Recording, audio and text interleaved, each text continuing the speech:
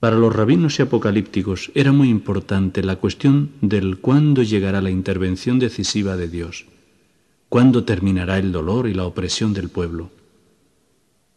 Eran amigos de los cálculos.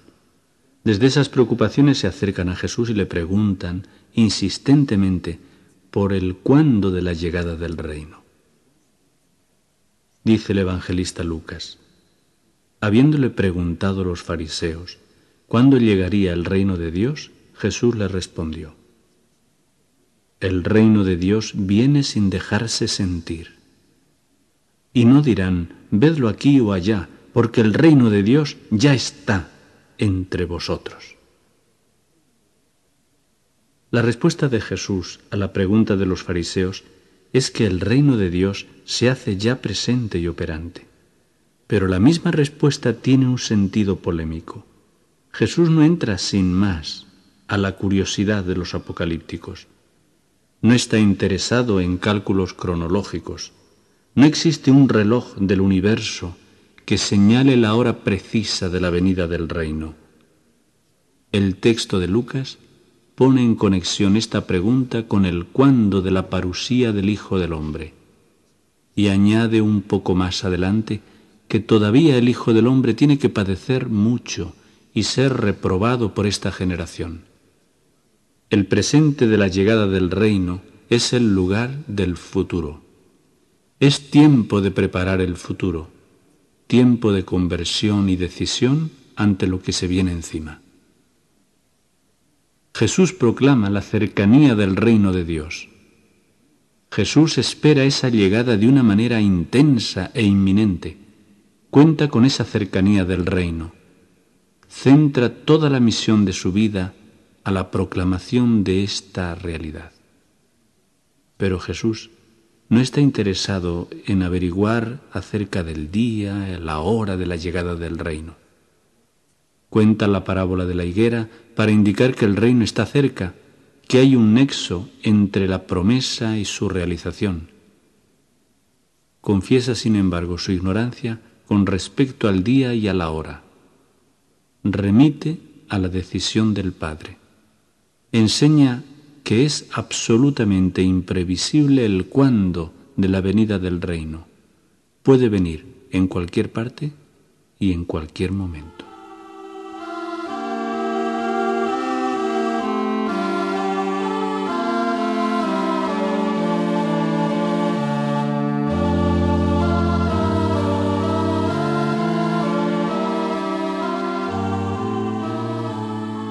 ¿Cómo y dónde llega el reino?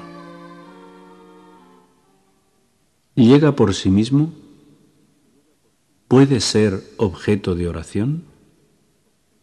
¿Es posible adelantar su venida? ¿Está vinculado a unas fechas y a unos lugares? ¿Está ya siempre presente en todo tiempo y en todo lugar? ¿Hay que esperarlo en Jerusalén? Según las parábolas evangélicas, el reino llega como el fermento que transforma la masa. Llega como la semilla que se deposita en la tierra y crece por sí misma. Llega como la transformación de la más pequeña de las semillas en un enhiesto arbusto. Como la red barredera que se echa en el mar y recoge toda clase de peces. Se acerca en las curaciones de los enfermos, en la expulsión de los espíritus, se echa de ver también la huella y el influjo de la llegada del reino de Dios. En la vida que surge de la muerte se anticipa la llegada del reino del Dios de la vida. Pero llega sin hacerse notar ostentosamente. No tiene apariencias espectaculares. No está sometido a la observación como lo está el movimiento de los astros. La venida del reino está vinculada a la persona de Jesús. Incluso después de la resurrección, la venida del reino de Dios está vinculada a su misma persona. Pero tampoco con respecto al Hijo del Hombre cuya llegada es como un relámpago, se puede decir, vedlo aquí o vedlo allá. Y os dirán, vedlo aquí, vedlo allá, no vayáis ni corráis detrás. Y le dijeron, ¿dónde, Señor? Él les respondió, donde está el cuerpo, allí se congregarán los buitres. Esta alusión con que termina Jesús, esta referencia a los buitres, es una palabra enigmática. Parece que quiere sugerir que la respuesta a la pregunta del cómo llega el reino tiene que quedar en suspenso.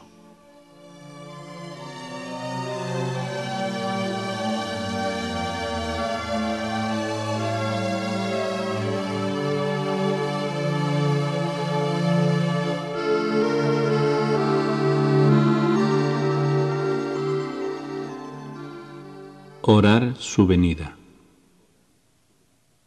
Jesús hace suyas las grandes esperanzas de memoria histórica de su pueblo, Israel. Las refunde y profundiza en la esperanza de la llegada del reino como salvación plena para su pueblo y a través de su pueblo Israel para todos los pueblos paganos. Su vida es el testimonio y la expresión de esa esperanza. El reino que llega no deja las cosas como están. Es un reino de salvación. Por eso incluye una llamada a la conversión. Los que cambian su mentalidad y se convierten a la esperanza son capaces de acoger la llegada de la salvación.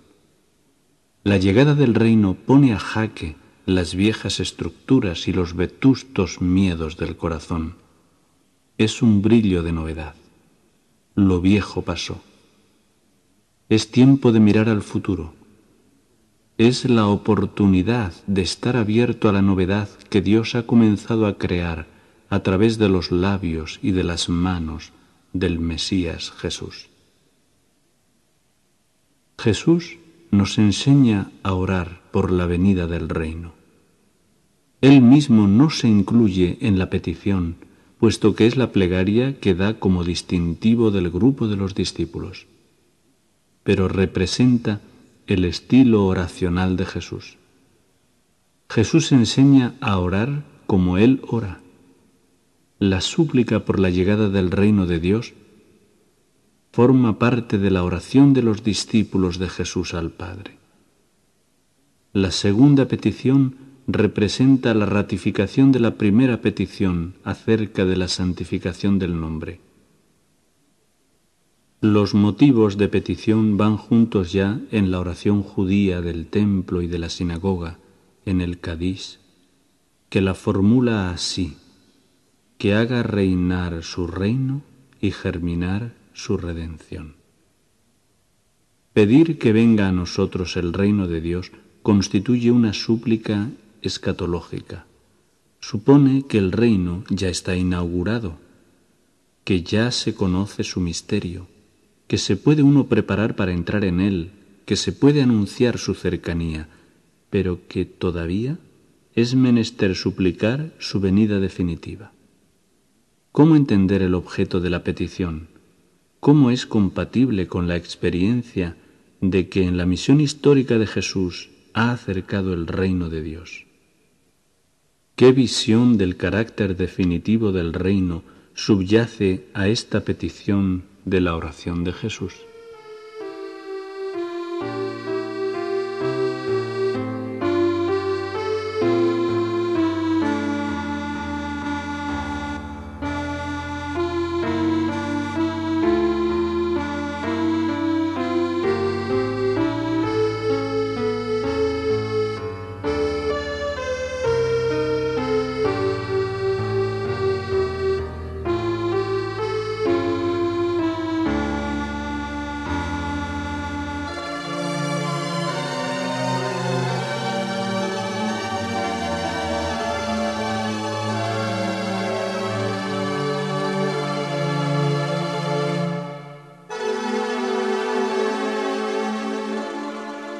El reino prometido. La súplica, venga a nosotros tu reino, entendida en el contexto de la venida del Mesías y del Espíritu, se refiere a la venida definitiva y total del reino que Dios nos ha prometido. El orante pide la venida final del reinado de Dios. La pide porque la espera. Es a esa venida a la que está vinculada la santificación del nombre y el cumplimiento de la voluntad de Dios Padre en la tierra. Se pide la consumación del reino de Dios. De esta suerte, el discípulo proclama la confianza en el futuro del reino. Expresa su esperanza y en ese contexto puede pedir el pan que necesita cada día y el perdón y la liberación. La vida entera del discípulo que suplica la plenitud del reino está enfocada bajo esta luz y es vivida bajo esta dinámica. El horizonte escatológico final envuelve la vida de los discípulos que oran el Padre Nuestro.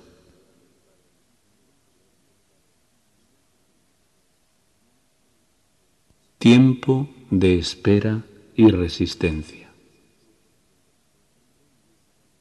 El reino vendrá un día, a pesar de todo. No sabemos cuándo ni cómo, pero sabemos que vendrá pronto, que está cerca. Su retraso no es sinónimo de inexistencia. Su tardanza no es la señal de su falta de futuro. Nos hace preguntarnos, ¿por qué tarda tanto? ¿Por qué nos hace esperar tantos siglos, tanto tiempo? ¿Qué es lo que impide el cumplimiento de las promesas?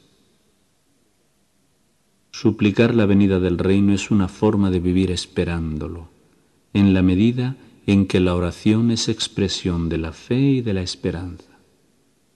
Orar el Padre Nuestro es una manera de vivir la tensión entre las promesas y su cumplimiento.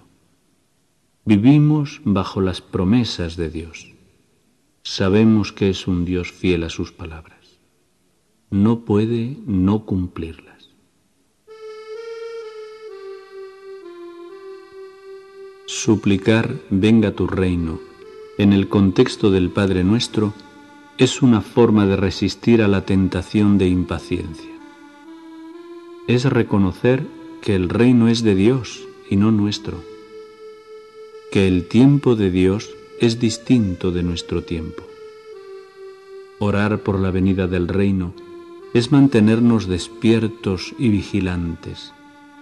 Es vivir en actitud de espera a través del tiempo, evitando la tentación de la somnolencia y de la pérdida del sentido crítico. Quien espera la plenitud del futuro puede luchar contra el carácter irreversible y fugitivo del tiempo. Puede vivirlo como tiempo de esperanza y salvación, como tiempo sucesivo que desemboca en resurrección.